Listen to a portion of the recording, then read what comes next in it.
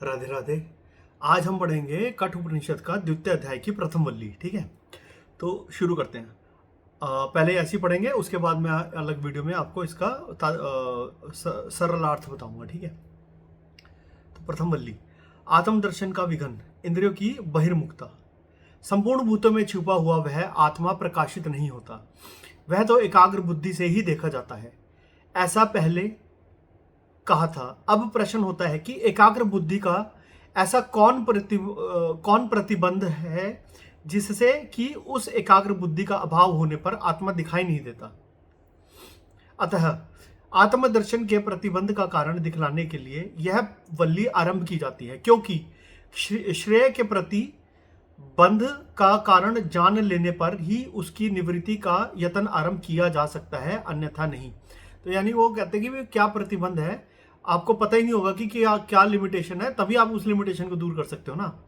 ठीक है, तो स्वयंभू परमात्मा ने इंद्रियों को बहिर्मुख करके हिसित कर दिया है। इसी से जीव बाह्य विषयों को देखता है, अंतरात्मा को नहीं। जिसने अमरत्व को इच्छा करते हुए अपनी इंद्रियों को रोक लिया है, ऐसा कोई धीर पुरुष ही पर्यागात्मा को देख पाता है।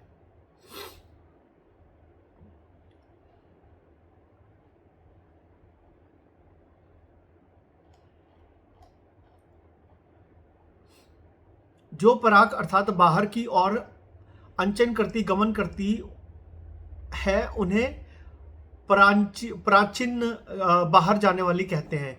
ख छिद्रों को कहते हैं।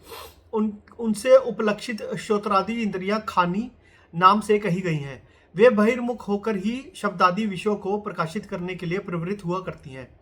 क्योंकि वे ऐसी ही हैं, इसलिए स्वभाव से ही उन्हें हिसित कर दिया है, उनका हनन कर दिया है। वह हनन करने वाला कौन है? स्वयंभू परमेश्वर, अर्थात जो स्वतः ही सर्वदा स्वतंत्र रहता है, परतंत्र नहीं रहता। इसलिए वह उपलब्धा सर्वदा पराक अर्थात बहि स्वरूप अनात्मभूत शब्दादि विषयों को ही देखता है, उपलब्ध करता है, नान्तरात्मन अर्थात अंतरात्मा को नहीं। यद्यपि लोक का ऐसा ही स्वभाव है, तो भी कोई धीर बुद्धिमान विवेकी पुरुष ही नदी को उसके प्रवाह के विपरीत दिशा में फेर देने के समान और से हटाकर उस अपने प्रयागात्मा को देखता है, जो प्रत्यक संपूर्ण विषयों को जानने वाला हो, आत्मा भी हो, और उसे प्रज्ञात्मा कहते हैं। उस प्रज्ञात्मा को अर्थात अपने स्वरूप को अक्षत देखना यानी देखता है। वैदिक प्रयोग में काल का नियम न होने के कारण यहाँ वर्तमान काल में अर्थ में भूतकाल की क्रिया का प्रयोग हुआ है।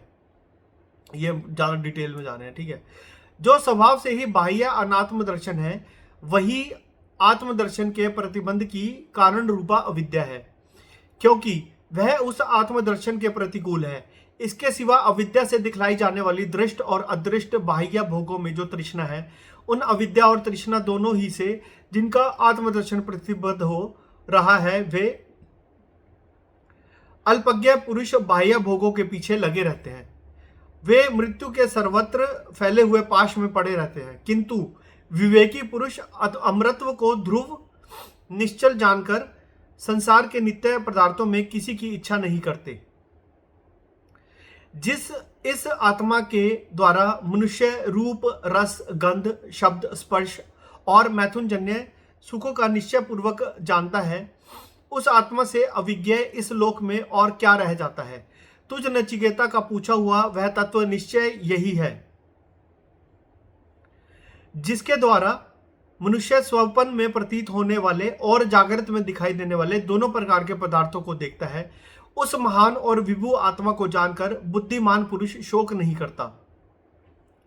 जो पुरुष इस कर्म फल भोक्ता और प्राणादि को धारण करने वाले आत्मा को उसके समीप रहकर भूत, भविष्यत और वर्तमान के शासक रूप से जानता है, वह वैसा विज्ञान हो जाने के अनंतर उस आत्मा की रक्षा करने की इच्छा नहीं करता।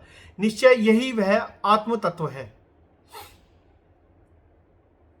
ब्रह्मज्ञ का सर्वात्मय दर्शन, जो मुमुक्ष पहले तप से हुए हिरण्यगर्भ को, जो कि जल आदि भूतों से पहले उत्पन्न हुआ है, भूतों के सहित बुद्धि रूप गुहा में स्थित हुआ देखता है, वही उस ब्रह्म को देखता है।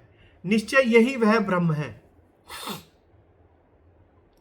जो देवतामयी अदिति प्राण रूप से प्रकट होती है, तो तथा जो बुद्धि रूप गुहा में प्रविष्ट होकर रहने वाली और भूतों के साथ ही उत्पन्न हुई है, उसे देखो। निश्चय यह वह तत्व ही है।